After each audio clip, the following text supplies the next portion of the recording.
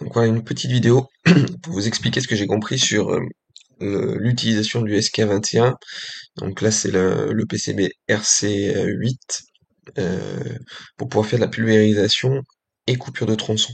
Régulation de pulvérisation et coupure de tronçon. Donc voilà déjà une petite présentation du PCB.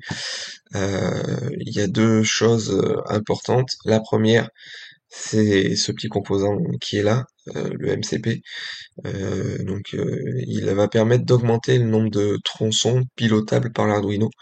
On va pouvoir piloter en fait 16 tronçons. On voit ici les 8 relais, 8 premiers relais. Et ensuite ici on va pouvoir venir greffer 8 autres, piloter 8 autres relais. Ce qui serait impossible directement avec l'Arduino puisqu'il n'a pas assez d'entrée-sortie. Ensuite, si on regarde le code de Lino en fait qui est fourni, Lino Nano, on voit que les branchements ici de ce schéma ne correspondent pas au code. Donc pour que ça fonctionne, le débitmètre, le signal du débitmètre, il ne faut pas le brancher ici sur flow, mais il faut le brancher sur D3. Et ensuite, pareil au niveau du citron, le dir, il ne faut pas le brancher sur dir, mais il faut le brancher sur D6. Et le PWM, il ne faut pas le brancher sur PWM, mais il faut le brancher sur D9. Et là, vous allez avoir un montage qui va fonctionner. Pour le reste, c'est OK.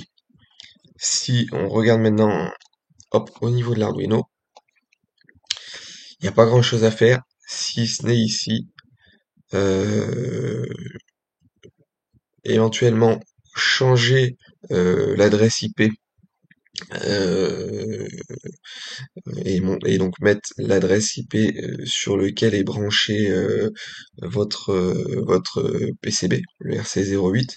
Donc là bien sur le RC08. Ici, on va pouvoir mettre un shield Ethernet et l'Arduino pour pouvoir le connecter en Ethernet. C'est ce que j'ai fait, hein. Voilà, donc on revient à Lino. Donc une fois qu'on a branché par Ethernet, on va éventuellement ici modifier l'adresse IP et mettre l'adresse IP de son shield, du PCB. Et ici, au niveau du relais contrôle, euh, on va, je crois que par défaut c'est indiqué 2, et nous en fait on va changer ce 2 par 4, puisque comme on l'a vu, on utilise pour piloter les tronçons le MCP 23017. Voilà, c'est les deux petites subtilités qu'il faut comprendre.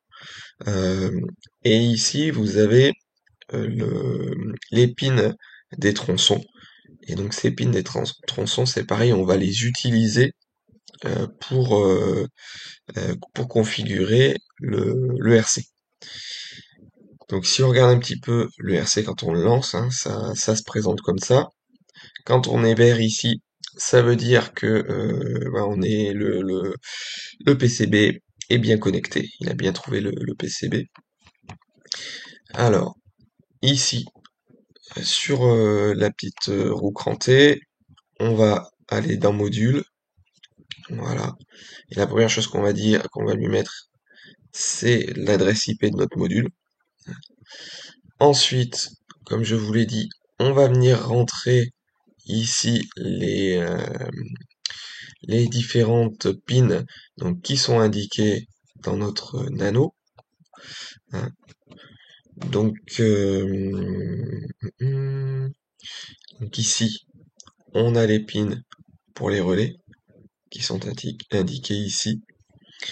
Et ici, on a les pins pour donc le signal du débitmètre, pour le dir et pour le PWM. Donc c'est pareil, ces pins, on arrive à les retrouver dans le code, je sais plus où, peut-être bien là. Oui, voilà, les voilà. Les voilà ici. Bon, j'ai laissé celle d'origine, vous voyez que j'avais fait des tests en les changeant, puis bon, finalement j'ai laissé celle d'origine. Hop. Donc voilà, deuxième page à configurer. Et puis, troisième page à configurer, c'est de lui indiquer bien sûr ici quel est le contrôle relais qu'on utilise. Et donc nous, on utilise le fameux MCP 23017. Parce qu'on est avec le RC08. Si vous êtes avec un autre PCB que le 08, vous allez trouver ici les relais, les types de relais de votre PCB. Voilà. Et on va rentrer aussi ici le sensor count, c'est pareil que on va trouver le numéro de pin dans l'INO. Je me souviens plus trop où maintenant. Mais bon voilà, le- la bonne valeur c'est 2. Donc voilà au niveau du paramétrage. C'est les petites subtilités sur lesquelles j'ai gratté un petit peu parce que moi je suis pas très à l'aise avec tout ça et avec la programmation notamment et l'INO. J'ai gratté un petit peu avant de trouver tout ça. Une fois que vous avez rentré ces valeurs-là, bah, ça fonctionne impeccable. Euh, Ici vous allez avoir la dose actuelle, c'est-à-dire la dose qu'il est en train de cracher, hein, la quantité de produit qui pisse à l'hectare. Si vous double-cliquez, il va vous donner la dose moyenne qu'il a mis sur votre parcelle. Ici, on va avoir la dose cible.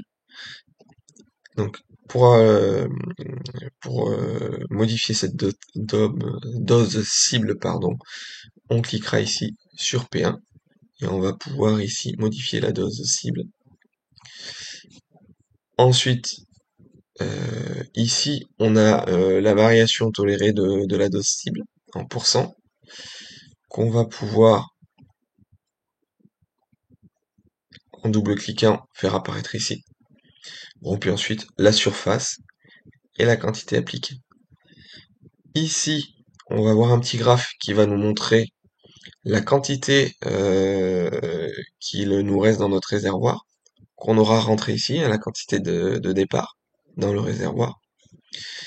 Ici, ce graphe-là va monter et descendre. Tant qu'il est rouge, c'est une indication. Je vais remettre la dose. Hop. C'est une indication. Donc, tant qu'il est rouge, ça veut dire qu'on est en dessous de notre dose cible. Et puis quand il est jaune de mémoire, c'est qu'on est passé au-dessus de la dose cible. Donc voilà, ce petit graphique, il varie, hein. Euh, et puis voilà, je pense qu'on a fait le tour au niveau de la petite interface. Et puis donc moi j'en suis là, c'est-à-dire qu'après, donc encore une fois, en ayant fait ça, bah, ça fonctionne, on voit que ça tourne. Maintenant, ce qui reste à faire, c'est d'aller sur le terrain et puis d'aller régler un petit peu tout ça, c'est-à-dire le nombre d'impulsions par unité, et puis aller gratter aussi un petit peu au niveau du réglage du citron. Euh, voilà, le PWM max, le proportionnel, le mini, etc. Voilà, il reste tous ces petits écrans à aller régler sur le terrain pour que ça mette la bonne dose recherchée. Mais en tout cas, en ayant fait les réglages que je vous ai montrés, mais vous allez voir que votre citron, euh, il envoie du jus, et donc plus ou moins de jus en fonction de si vous êtes en dessous de la dose souhaitée ou au-dessus. Et vos tronçons vous allez entendre vos relais claquer quand vous recoupez. Si ce que j'ai pas dit aussi, c'est au niveau du type de contrôle. Type de contrôle moteur, eh ben c'est une régulation au niveau de la vitesse de rotation de la pompe. Donc là, votre citron, vous allez toujours être, je crois, en MB. Donc le jus ne va passer que dans un sens. Par contre, la tension va varier en fonction du besoin pour atteindre la dose cible. Si vous vous mettez en combo close en fait, c'est une régulation par vanne. Et donc là, du coup, si vous regardez votre citron, vous allez avoir MA ou MB qui va s'allumer selon le besoin, c'est-à-dire si il y a besoin de ouvrir la vanne ou de la fermer pour atteindre la dose cible. Voilà, donc combo close, régulation par vanne, moteur, régulation par la vitesse du moteur. Voilà, j'en reste là pour ce coup-ci, puis quand j'en serai, ce qui devrait pas tarder, j'espère, à brancher tout ça sur le tracteur et faire quelques essais, bah, je vous dirai comment ça se passe.